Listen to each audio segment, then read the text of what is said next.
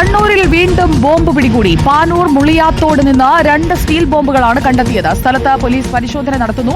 2024 ഏപ്രിലിൽ ഇതേ സ്ഥലത്ത് ബോംബ് നിർമ്മാണത്തിനിടെ സ്ഫോടനം നടന്ന ഒരാൾ മരിച്ചിരുന്നു. അർജുൻ കല്യാട് ഇപ്പോൾ ആ സ്ഥലത്തേക്ക് എത്തിയിട്ടുണ്ട്. അർജുൻ കല്യാട്, കാലപ്പഴക്കമുള്ള ബോംബാണോ അതോ അടുത്തിടെ കൊണ്ടുവന്നിട്ടതോ ആ ഭാഗത്ത് നിർമ്മിച്ചതോ ആണോ? എന്താണ് അവിടെ എത്തുമ്പോൾ മനസ്സിലാക്കാൻ കഴിയുന്നത്? സുജിയ, ഈ സംഭവ സ്ഥലത്ത് ഇപ്പോൾ പോലീസും അതുപോലെ തന്നെ ബോംബ് സ്ക്വാഡും ഒക്കെ പരിശോധന നടത്തുകയാണ്. 2024 ഏപ്രിൽ മാസം ഇതേ പറമ്പിൻ്റെ തൊട്ടടുത്ത്, അതായത് നമുക്ക് ദൃശ്യങ്ങളിൽ കാണാൻ വേണ്ടി കഴിയും, ഞാനിപ്പോൾ നിൽക്കുന്ന പറമ്പിന് തൊട്ടടുത്തു നിന്നും, അതായത് നമ്മൾ നിൽക്കുന്ന ഈ പറമ്പിൻ്റെ തൊട്ടടുത്ത് ഉള്ള ആ വീട്ടിൽ നിന്നാണ്, ആ വീടിൻ്റെ ടെറസിൽ നിന്ന് ബോംബ് നിർമ്മാണത്തിനിടെയാണ് ബോംബ് പൊട്ടി ഒരാൾ മരണപ്പെടുകയും അതുപോലെ തന്നെ 3 പേർക്ക് ഗുരുതരമായി പരിക്കേൽക്കുകയും ഒക്കെ ചെയ്തത്. ഇപ്പോൾ ഈ സ്ഥലത്ത് പരിശോധന നടത്തി അതിന് തൊട്ടടുത്ത പറമ്പിൽ നിന്നാണ് ഇപ്പോൾ 2 സ്റ്റീൽ പാത്രങ്ങൾ കണ്ടെത്തിയിരിക്കുന്നത്.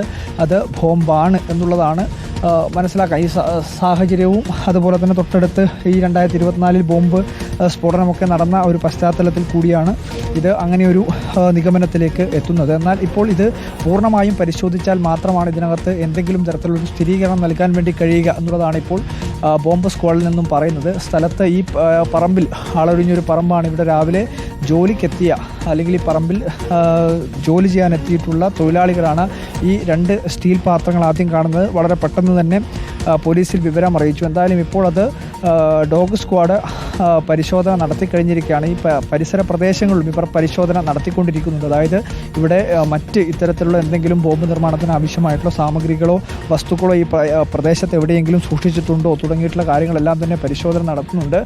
ബോംബ് സ്ക്വാഡിനൊപ്പം തന്നെ ഡോഗ് സ്ക്വാഡും ഈ സംഭവ സ്ഥലത്ത് പരിശോധന നടത്തുന്നുണ്ട്.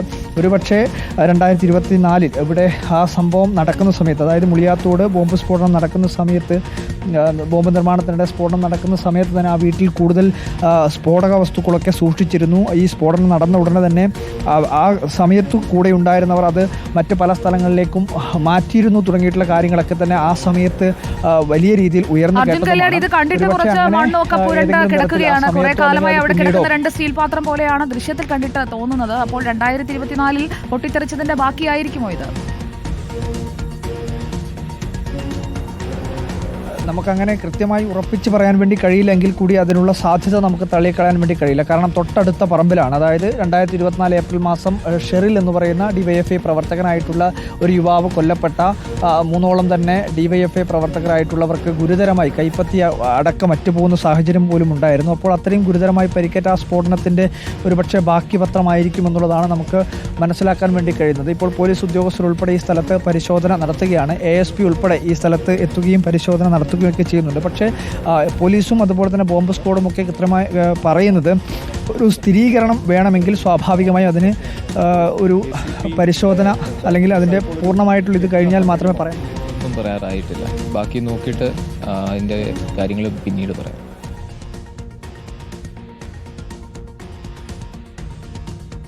ഇല്ല, ഒന്നും പറയാൻ പറ്റില്ല. ജസ്റ്റ് ഇപ്പോൾ കണ്ടതല്ലേ ഉള്ളൂ. നിങ്ങൾ കണ്ടത്രയും നമ്മളും കണ്ടിട്ടുള്ളൂ.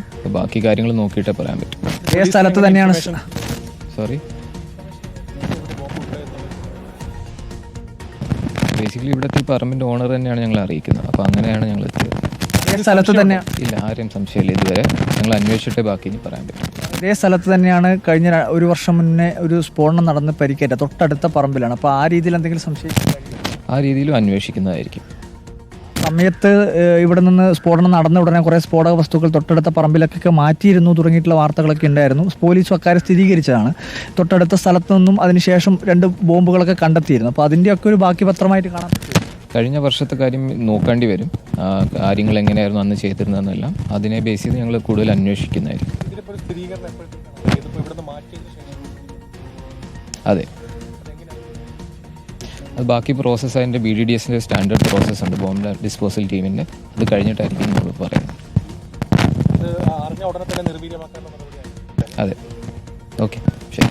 പോലീസ് പറയുന്നത് വളരെ വിശദമായിട്ടുള്ള ഒരു പരിശോധന നടത്തും എന്നുള്ള കാര്യമാണ് പറയുന്നത്. 2024 നടന്നിട്ടുള്ള സ്ഫോടനത്തിന്റെ ഒരു ബാക്കി പത്രമാവാനുള്ള സാധ്യത കൂടിയുണ്ട്. ആ കാര്യങ്ങൾ ഉൾപ്പെടെ പരിശോധിക്കുമെന്നുള്ളതാണ് ഇപ്പോൾ പോലീസും വ്യക്തമാക്കുന്നത്.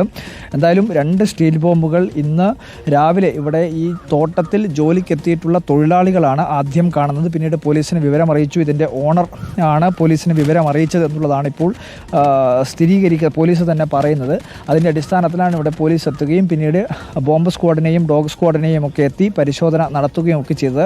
2 സ്റ്റീൽ ബോംബുകളാണ്. ദൃശ്യത്തിൽ അത് വളരെ വ്യക്തമായി കാണാനും കഴിയും. 2 സ്റ്റീൽ ബോംബുകൾ അവിടെ സൂക്ഷിച്ചിരിക്കുകയാണ്. ബോംബ് സ്ക്വാഡ് ഉടൻ തന്നെ ഇത് അവരുടെ പരിശോധന ഇത് തുറന്ന്, അതായത് ആ സ്റ്റീൽ പാത്രത്തിൻ്റെ മൂടി തുറന്ന് അതിനകത്തുള്ള വസ്തുക്കൾ എന്തൊക്കെയാണ് തുടങ്ങിയിട്ടുള്ള പരിശോധനകളെല്ലാം തന്നെ നടത്തും. അതിനുശേഷം മാത്രമായിരിക്കും ഒരുപക്ഷെ ഔദ്യോഗികമായിട്ടുള്ള ഒരു സ്ഥിരീകരണം ഉണ്ടാവുക എന്നുള്ളതാണ് ഇപ്പോൾ പോലീസ് തന്നെ വ്യക്തമാക്കുകയും ചെയ്യുന്നത്. എന്തായാലും വളരെ വിശദമായ രീതിയിലുള്ള ഒരു അന്വേഷണം നടത്തുമെന്നുള്ളതാണ് പോലീസ് വ്യക്തമാക്കുന്നത്.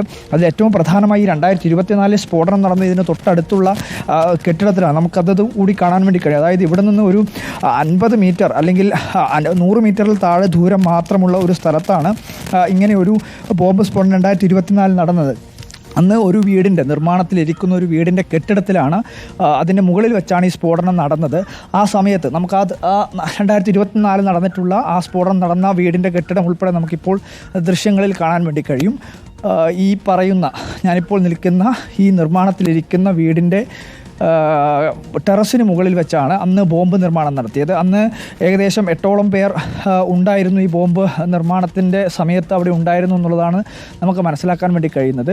ആ ടെറസിൽ ബോംബ് നിർമ്മിച്ചുകൊണ്ടിരിക്കുമ്പോൾ സ്ഫോടനം നടക്കുകയും അങ്ങനെയാണ് ഷെറിൽ എന്ന് പറയുന്ന DYFI പ്രവർത്തകനായിട്ടുള്ള ഒരു യുവാവിന് ഗുരുതരമായി പരിക്കേറ്റ് മരണപ്പെടുന്നൊരു സാഹചര്യം ഉണ്ടായത്. മറ്റ് 3 പേർക്കും ഗുരുതരമായി പരിക്കേറ്റിരുന്നു. ബാക്കിയുള്ളവർക്കൊക്കെ അവർ താഴത്തെ സ്ഥലത്ത്, അതായത് ടെറസിന് മുകളിലായിരുന്നില്ല, ബാക്കിയുള്ളവർ താഴെ നിലയിലായിരുന്നു കൊണ്ട് തന്നെ അവർക്ക് വലിയ പ്രശ്നങ്ങൾ ഉണ്ടായിരുന്നില്ല. പക്ഷേ അവരൊക്കെ തന്നെ ഈ കേസിൻ്റെ ഭാഗമായി കണ്ടെത്തുകയും അതിൽ പ്രതിചേർക്കപ്പെടുകയൊക്കെ ചെയ്തതാണ്.